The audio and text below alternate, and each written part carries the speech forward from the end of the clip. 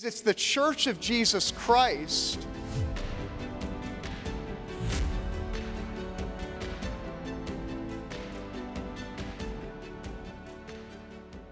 Bill, so many people try to tell the story of America from a secular perspective, that America wasn't really founded as a Christian nation. Tell us, where did that narrative come from, and what do our actual founding documents tell us? Right, well, it's a socialist concept called deconstruction, where you separated people from their past, get them into a neutral where they don't remember where they came from, and then you brainwash them into the future you have planned for them. It's a drive neutral reverse. It's a sales technique. So if I was a toothpaste salesman, the first thing I do is tell you negative things about the toothpaste you're currently brushing with. Well, you're still using that, it'll eat the enamel off your teeth. Ooh, you're repulsed by it. Now I have you in a neutral, you're open-minded, what are all the toothpaste out there? And then I give you my pitch for this brand new tartar-controlled breath freshener. So they go into the classrooms and they tell the kids negative things about the founding fathers. They took land from India and sold people into slavery. They were chauvinists, and ooh, the kids are repulsed by it. Forget the fact that they gave you a country where you're in charge, right? And now the kids are in a neutral position, and it's, let's have comparative religion class, and we just won't have time to get around to Christianity, right? And then they give their push for LGBT or socialism or Islamism. And France went through this. It went from a Judeo-Christian France with Catholic cathedrals, Protestant Reformation, and Jewish neighborhoods to a secular France with the French Revolution. And now it's turning into a socialist Islamist Europe. So it's a process, and that's been used throughout history, where you intentionally want to separate a country from their past. Whenever Islam would come into a country, they would destroy the history that existed previously. Whenever communists would come in, they'd change St. Petersburg to Leningrad, right? So they changed the history. So this is a tactic that's been used by those that have an agenda for America. And I think it's very important that we remind the country of the true history. Why? So that we can maintain the freedoms that we inherited and pass them on to our children. Yeah, and today we see the rise of critical race theory, which finds its roots in Marxism, and we can see the godless ideology that is being used to corrupt current generations as well. I think one of the great exercises that any Christian family should do, or any Christian should do even by themselves, is just study the state constitutions and to study the early charters of the cities that were founded in colonial America, and they are just full of explicit references to God and Scripture, which continues to prove the point that our nation certainly wasn't settled nor founded as a secular nation, but certainly was founded as a Christian nation. Well, one of the things that I did was read through every state constitution and every revision and every amendment to every state constitution, and I was amazed that 9 of the original 13 state constitutions required office holders to be Protestant Christians. 3, all you had to do was be a plain Christian. And then 1 had 0 religious requirements. Rhode Island, founded by Baptists, they said if you required someone to be a Christian, they could say they were just to get elected. Even if they weren't, that would be hypocritical, so just vote for the best Christian person you know. But here, you have people say, well, the founders weren't Christians. It's like you couldn't even hold office unless you were a Christian. Right? And these were the states that were sending representatives to the Continental Congress and the Constitutional Convention to write the Constitution. So everybody that showed up had to be a Christian because they couldn't even been elected by their state. And their fear was that one particular Christian denomination would be chosen as the national one, which is what every country in Europe did. Bill, I think it's fair to say that many critics of America's founding, and particularly the notion that America was founded as a Christian nation, say, well, you look at documents like the Declaration of Independence and the Constitution, this is clear that the founders envisioned a secular nation or a nation that was maybe more informed by the Enlightenment, maybe deist at best.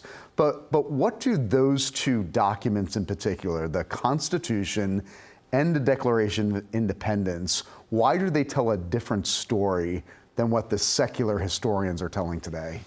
Well, the Declaration of Independence mentions God 4 times, laws of nature and of nature's God. All men are created equal and endowed by their Creator with certain inalienable rights. Appealing to the supreme judge of the world for the rectitude of our intentions. That's a prayer, appealing.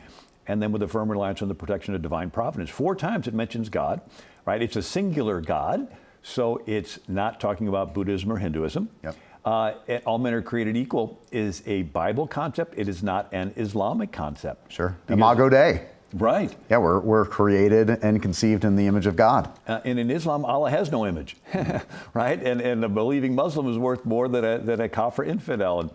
But in America, these are Bible principles that are in the Declaration. And the fact that the Creator is acknowledged as the source of the rights changes the purpose of government. So instead of government being the king's will being enforced by his army, government is guaranteeing to you your creator-given rights, right? It changes the entire purpose of government. If there is no creator, where do your rights come from? Yeah. Well, they come from the group, the state. Well, what the state giveth, the state can taketh awayeth, right? But when they come from a creator, the government's job is to guarantee to you your creator-given rights. Yeah. The Constitution is the means of carrying out the mission statement of the Declaration. Absolutely. Right? So the two go together. And the Constitution is based on a biblical concept that man is sinful, depravity, and he needs checks and balances. Our founders struck upon something unique in world history, and it's worked. And it's based on biblical concepts. I love how you walked us through the Declaration of Independence. I think that's a great quiz to even give a young person, just what are the 4 references of God in the Declaration of Independence. What a great apologetic for our founding documents speaking to the Christian roots of our nation. I also love the idea of that self-evident truth. Where do these truths come from? They don't come from the government. They don't come from man. They are self-evident truths that are applied to all of humanity because they all come from God. And you hit the nail on the head, that our rights don't come from government, but it's the government's responsibility to protect those rights. I think it's also interesting, Bill, that last line, the reliance on divine providence.